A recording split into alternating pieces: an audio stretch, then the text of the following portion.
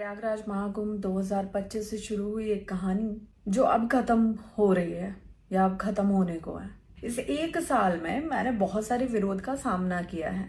प्रयागराज से शुरू हुआ था वो विरोध, लगा कि अब ठीक होगा, अब ठीक होगा, महाकुंभ के बाद ठीक होगा।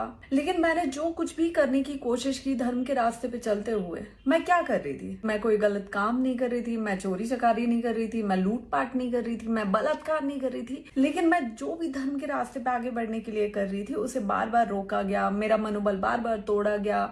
जिनको लगता है कि महाकुंभ से अभी तक मैंने धर्म को धंधा बना के करोड़ों रुपए छाप लिए, मैं आज बहुत उधारी में हूँ।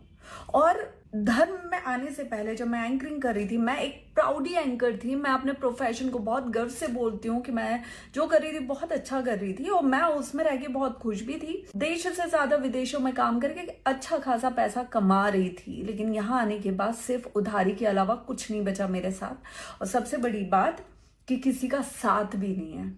आज मैं ये सब आपको क्यों बोल रही हूँ? क्योंकि मैंने लगातार इस एक साल में जो कुछ भी करने का प्रयास किया है उसे रोका गया है, उसे तोड़ा गया है, उसमें विरोध उत्पन्न किए गए। और यही सेम चीज इस बार माघ मेला में भी मेरे साथ हुई है, जिसकी वजह से मैं बहुत ज्यादा हताश हुई हूँ।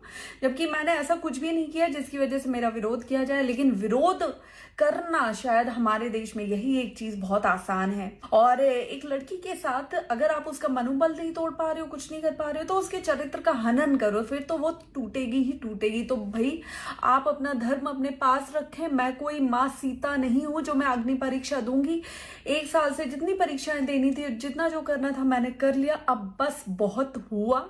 अब इस मौनी अमावस्या पे माघ मेले में मैं अपना स्नान करूंगी और उस स्नान के साथ जो धर्म पे चलने का संकल्प मैंने लिया था, उस संकल्प को मैं पूर्णतः विराम दूंगी और वापस अपना पुराना काम करूंगी, जिसमें ना ही कोई विरोध था, ना ही कोई चरित्र हनन जैसा काम था और ना ही उधारी थी।